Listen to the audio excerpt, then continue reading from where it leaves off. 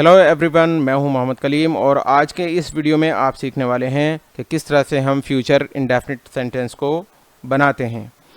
But आगे बढ़ने से पहले हैव ए जेंटल रिमाइंडर, यदि आप चैनल पर मेरे नए हैं डू कंसिडर सब्सक्राइबिंग, और इन केस आपको इस वीडियो से कुछ सीखने को मिलता है तो don't forget to hit the like button as well, it really matters. तो शुरू करते हैं आज की अपनी क्लास फ्यूचर इंडेफिनिट। तो दोस्तों, सबसे पहले हम इसकी पहचान देख लेते हैं। हिंदी वाक्यों के अंत में गा, गी, गे शब्द आते हैं। जहाँ पर भी ये होगा गा या गी या गे शब्द होगा, वहाँ पर हिंदी वाक्यों में जहाँ पे ये होगा तो वो हमारा फ्यूचर इंडेफिनिट टेंस होगा। उसको कैसे बनाएंगे, उसका पॉजिटिव रूल देख लेते हैं। सब्जेक्ट के बाद विल या शैल का प्रयोग करेंगे, उसके बाद वर्ब की फर्स्ट फॉर्म लगाएंगे और उसके बाद ऑब्जेक्ट को लिखेंगे। दोस्तों, बहुत इजी है। जिस तरह से आपने फ्यूचर कंटिन्यूस सीखा उसी तरह से ये भी बहुत इजी है। एग्जाम्पल देखते हैं कि मैं आज दिल्ली जाऊंगा। देखिए यहाँ पर ये गा हिंदी वाक्य के अंत में आया है। इससे हमें ये पता चल गया कि ये हमारा सेंटेंस फ्यूचर इंडेफिनिट है और सिंपल है। ना तो इसमें नहीं शब्द आया है, ना ही कोई किसी तरह का कोई सवाल किया गया है। तो मैं आज दिल्ली जाऊंगा, ये सीधा सीधा पॉजिटिव है और इसका रूल इस तरीके से है कि आप सब्जेक्ट के बाद विल या शैल इन दोनों में से एक को लगाएंगे और वर्ब की फर्स्ट फॉर्म को लिखते हुए ऑब्जेक्ट को लिख देंगे। यहाँ पर देखिए सब्जेक्ट है मैं, तो हमने लिखा आई के साथ मैंने इससे पहले वीडियो में भी आपको बताया था आई और वी कर्ता के साथ हम शैल लगाएंगे, बाकी और कर्ता के साथ विल लगाएंगे।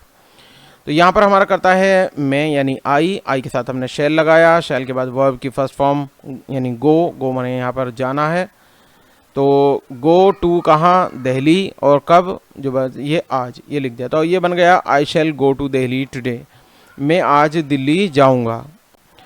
एक सेंटेंस और देखते हैं दोस्तों, तुम कल एक कार खरीदोगे।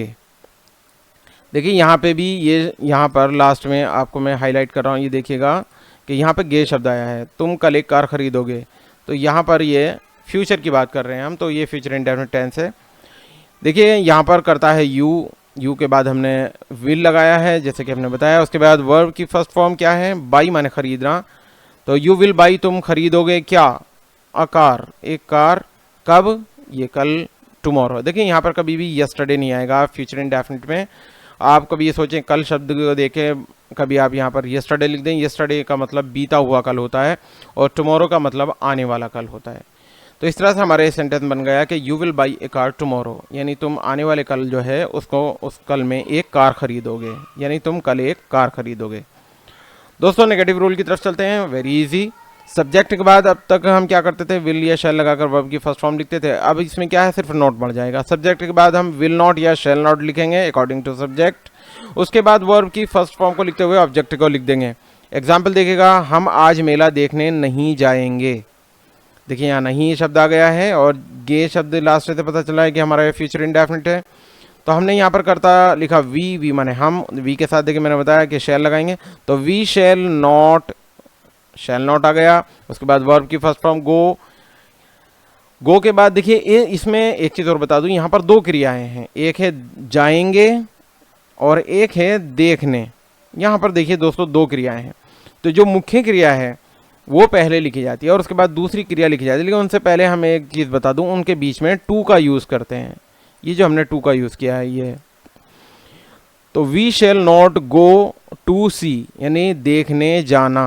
गो माने जाना होता है, यहाँ पर दूसरी क्रिया है सी माने देखना। तो उन दोनों क्रियाओं के बीच में हमने क्या करेंगे, टू का यूज़ करेंगे। दोस्तों, ये एक चैप्टर है कि जहाँ पर फाइनाइट और नॉन फाइनाइट वर्ब हैं। ये आगे चल के आगे क्लास में मैं आपको बताऊँगा। फिलहाल इतना समझ लीजिएगा कि कहीं आपको अगर दो क्रियाएं दिखती हैं तो अगर आप पहली मुख्य क्रिया है उसके फ़ौरन बाद दूसरी क्रिया को लिखेंगे तो उसके बीच में हम टू लगा देंगे। जैसे हम लिखेंगे हम आज मेला देखने नहीं जाएंगे, एक तो जाएंगे और एक देखने। तो हमने यहाँ लिखा वी शैल नॉट गो के बाद टू लिखा, फिर सी दूसरी क्रिया लिखी, गो टू सी। क्या चीज़ देखने नहीं जाएंगे, द फेयर। क्या चीज़, मेला। और बाकी बचा क्या, आज, इसको टुडे लिख दिया। सेंटेंस हमारा हो गया we shall not go to see the fair today, आज हम मेला देखने नहीं जाएंगे। आगे देखते हैं दोस्तों, एक और सेंटेंस देख लेते हैं। मीरा अब किसी से बात नहीं करेगी। तो मीरा के बाद विल नॉट के बाद वर्ब की फर्स्ट फॉर्म टॉक माने बात करना। किसी से, टॉक के बाद हमेशा टू ज़रूर आता है तो Meera will not talk to anyone, यानी किसी से। अब के लिए लिखते हैं नाउ, तो Meera will not talk to anyone now, Meera अब किसी से बात नहीं करेगी। दोस्तों इंटरोगेटिव के पार्ट नंबर 1 की तरफ चलते हैं। यदि क्या शब्द वाक्य के शुरू में आ जाए तो इस वाले सेंटेंस में, यानी कि फ्यूचर इंडेफिनिट पर हम कैसा करेंगे, जो हमारी सहायक क्रिया विल या शैल है उसको हम पहले लेके आएंगे। विल या शैल को पहले लाएं, उसके बाद सब्जेक्ट, सब्जेक्ट के बाद ब्रैकेट में नोट हमने लिखा है कि अगर है वाक्य में नहीं शब्द तो लिखेंगे, अदरवाइज छोड़ देंगे। वर्ब की फर्स्ट फॉर्म को लिखते हुए ऑब्जेक्ट को लिखेंगे, उसके बाद हम प्रश्नवाचक चिन्ह लगाएंगे अर्थात क्वेश्चन मार्क लगा देंगे। एग्जाम्पल देख लेते हैं।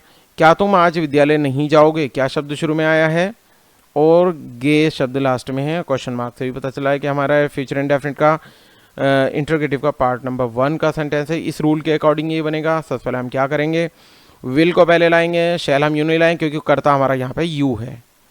तो हमने लिखा विल, विली के बाद यू, देखिए हमने उसके बाद देखा नहीं शब्द भी आया है इस वाक्य में, तो हमने क्या किया, नॉट को भी लगा दिया सब्जेक्ट के बाद। विल यू नॉट कहाँ, फिर वर्ब की first form go to school, यानी विद्यालय को कब, आज, टुडे। तो सेंटेंस हो गया हमारा will you not go to school today, क्या आज आप विद्यालय नहीं जाओगे। इंटरोगेटिव रूल नंबर 2 की तरफ चलते हैं।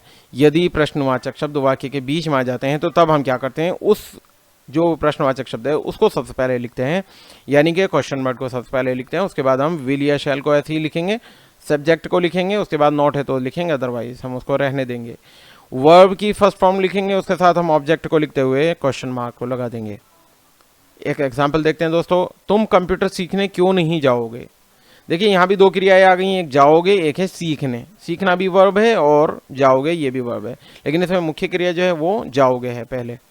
तो तुम कंप्यूटर सीखने क्यों नहीं जाओगे, सबसे पहले हमारा देखिए क्वेश्चन वर्ड यहाँ पर क्या है हमारा, क्यों।